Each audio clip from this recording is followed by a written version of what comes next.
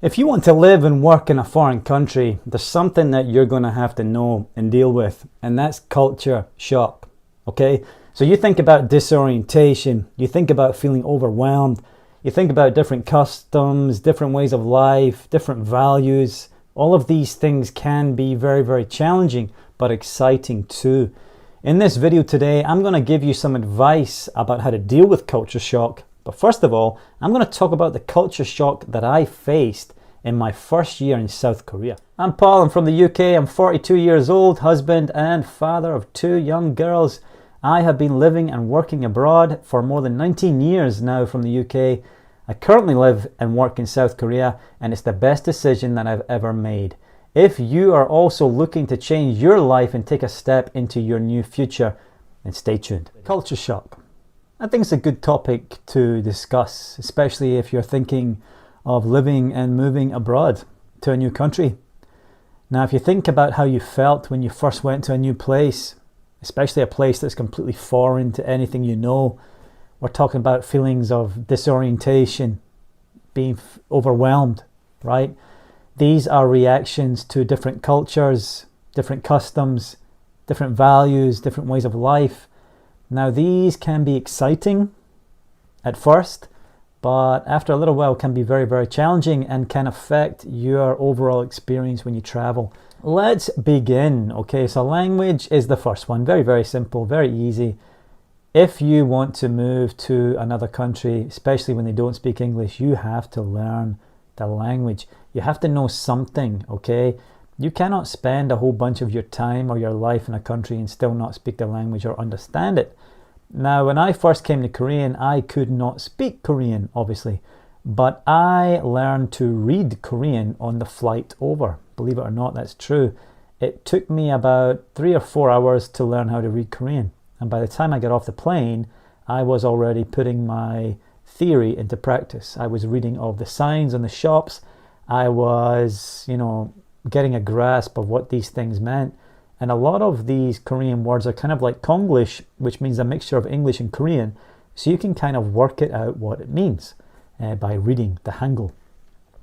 Now, obviously speaking Korean is very, very tricky, very difficult at first, but as you progress in your stay, survival Korean is extremely important. Okay, that's all you need is pretty much survival Korean.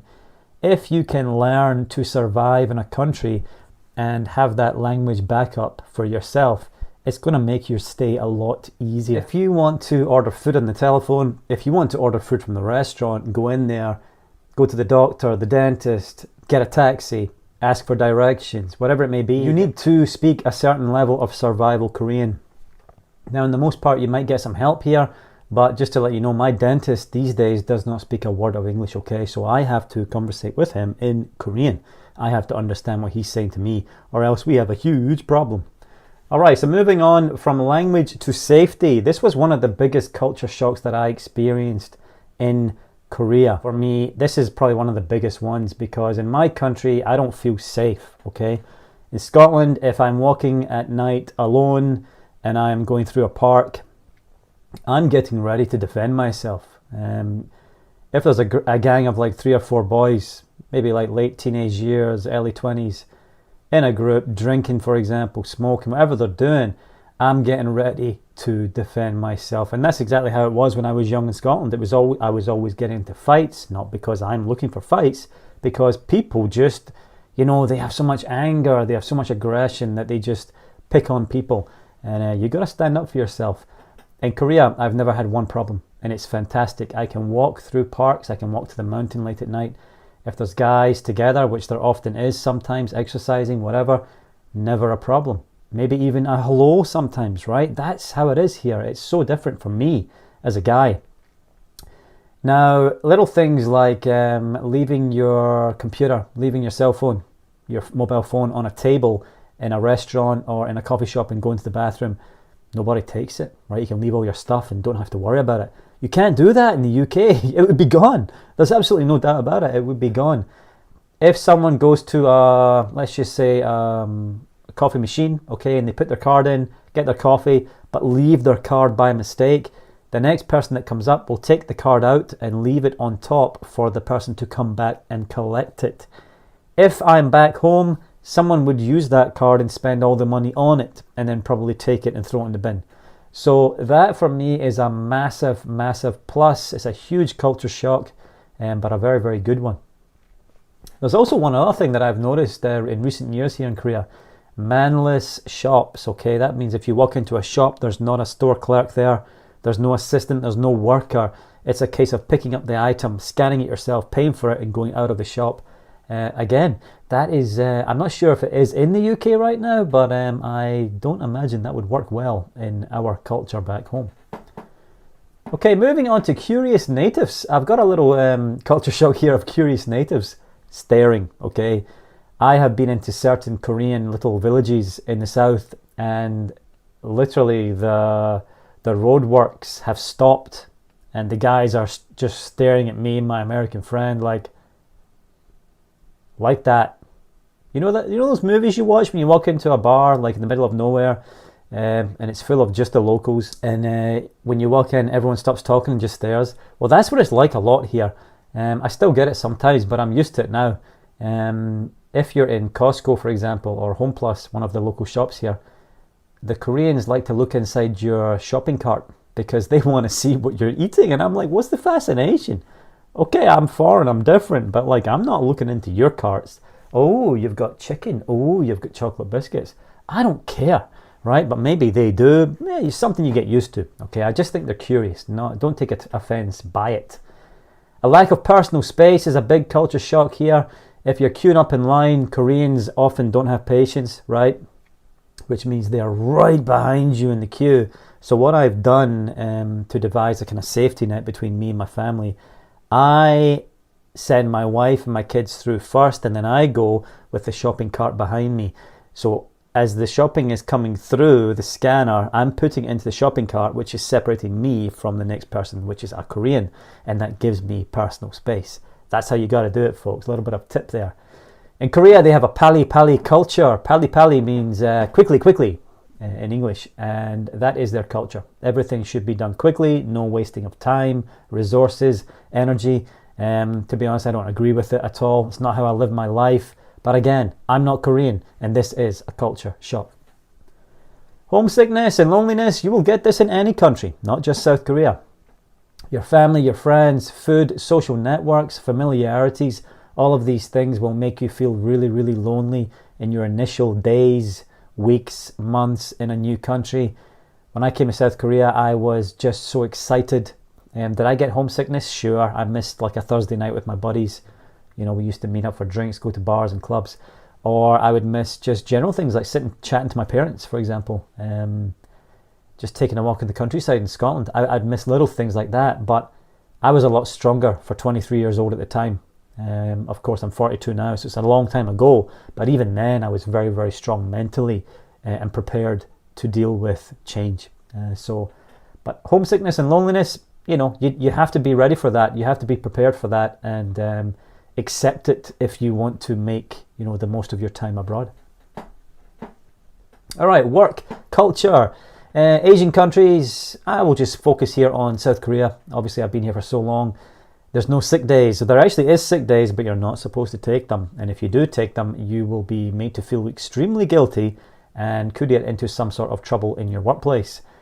Now, I never took a sick day for the first maybe 9 years of me living and working in this country, not one day. And then I got pneumonia and I simply couldn't go.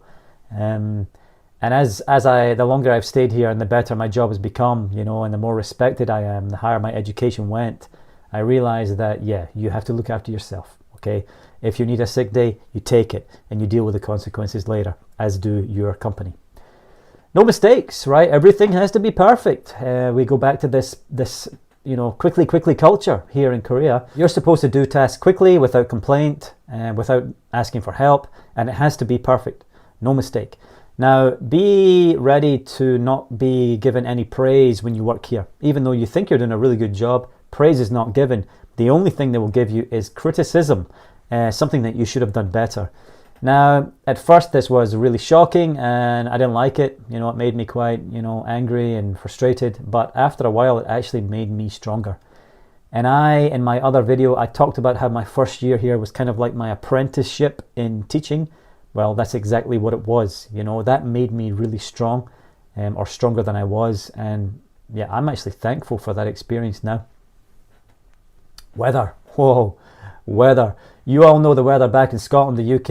It is 4 seasons in one day, every day. That's it. We don't really have a summer, fall, autumn, winter, spring. It's just like weather every day, right?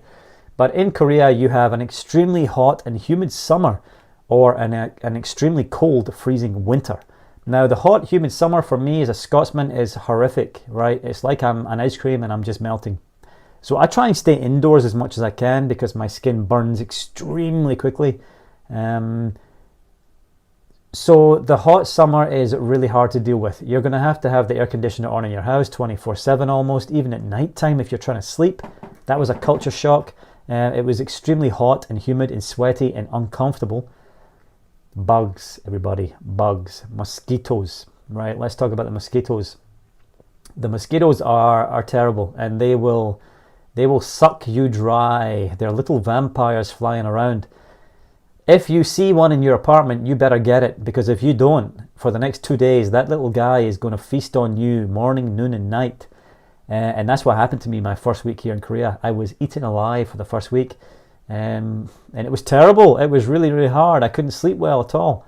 So I've learned to be a hitman, a sniper for mosquitoes. I can get them now pretty much like this. So a lot of practice. Again, culture shock. I don't think I ever seen a mosquito in the UK. I don't think we have the climate, but I could be wrong. Now, the trees will come alive with sounds. The bugs, the insects in Korea are very noisy, and for me that was a culture shock, walking past a tree and it sounds like it's alive. It's the insects, right? So that's going to be extremely challenging and different for you as a foreigner coming into a new country like Korea. The cold winter. The winter here is freezing cold. And one of the biggest culture shocks I got here in wintertime was the roads were cleared pretty fast, but the pavement, the sidewalk was deadly, okay? So the salt and the grit is put on the roads to clear it for the cars, but on the pavement and sidewalk, in my experience, nothing is given, and you're literally walking on an ice rink. So it's really, really dangerous. I end up walking on the road, for the most part, right at the side. Just be careful. But be prepared for, a lot of falls and tumbles and almost falling experiences in wintertime here. And it's very, very cold, so you have to wrap up really, really well. One of the biggest things here about culture in South Korea is hierarchy of power. Okay, now, when I say a hierarchy of power, I'm talking about like, if you can imagine a triangle, okay? And the very top of the triangle is the head honcho. This is the guy with the most power, the CEO, okay? And as it works its way down, you have the minions down the bottom, okay? Now, this hierarchy of power is based on age. And Korea's custom and culture is based on the etiquette to the elderly, okay? The older you are, the more respect you get. Now, in my culture, respect is earned, okay? In Korea, it's almost like respect is demanded. Now, I don't like that. And that's something that I don't like about Korean culture, and that I haven't really followed much since I've been here. That's because I am not Korean, I'm a foreigner. Now, don't get me wrong, I respect the country, I respect the culture, and I follow it as best that I can. But if I don't see good behavior coming from an older person, then I don't respect them. And I will show that in the words that I use or the actions that I take. So that can lead to a lot of problems here in South Korea, a hierarchy of age, power, especially with the younger students. The first word that they will say, the first words is not, hey, what's your name? It's, how old are you? Okay, what grade are you in? And once they find out that they are older to that other student, they will sometimes abuse their power, right? Bullying, it can happen. And it's the same in the workplace, same in the culture. In the most part, I ignore it. But of course, I will respect anyone who respects me. And that's the way I live my life. So what's my advice? Well, first of all, if you're coming to any country that English is not the first language, learn it. Do your best, okay? Do your best to learn the language, at least the basic. That's my advice. Learn to read, learn to write, learn to conversate, and get your listening skill up, because you're going to need to have this. Because the worst thing you can do in a new country is rely on someone else. It makes you look like a kid. It makes you feel like a kid. And that's not what you want to do when you're trying to open your mind and expand your life in your adult years. Number 2, build your social network. Very, very important. You're leaving all of these social networks at home. You have to build a new one when you get to your new country. Now, if you're coming to a country like Korea, I would advise making Korean friends as quickly as you can, because they will be those mainstays that help you in your initial period. Now, you're not using them just for their language, but also you can learn from them. They can introduce you to other people, their social networks. It can get you jobs and whatever else. And it's great to have local friends. Always be open-minded. If you come into a new country with a closed mind, then I don't think you're going to last long. I don't think you're going to make the right connections, and I don't think your experience will be good. So open-minded folks, be willing to try, be willing to change, be willing to challenge yourself at all times. Treat your life as like a book, okay? Every chapter, every day can be a chapter, or every day can be a turn of the page, and every day is new, okay? So that's my advice to you. Have patience. You really, really are going to need to have patience here in South Korea. Korean people don't have patience, okay? They don't have patience, and that's because of the culture, the pali culture. Remember I told you, the quickly culture. They want things done fast. Now that means if they go to a shop and they order some food and it takes longer than like 3 or 4 or 5 minutes, they're complaining. They're not happy. If you're driving your car and something happens, and let's just say you try and get in front of them and block their way, they're beeping the horn. In this country, you'll hear the horn beeping all the time. They don't have patience, but you need to, okay? Because I think patience is a virtue. It's one of the skills that will help you grow as a person. And like I said, I don't change myself for no one, especially those who are not trying to help me. So if I see a culture that has no patience, I'm not just going to follow them and have no patience. Patience for me is very important. So I advise you also to have it in abundance. Be strong. Be strong-minded. Be strong-willed. One of the biggest things that I learned when I first came to Korea is the power of saying no, okay?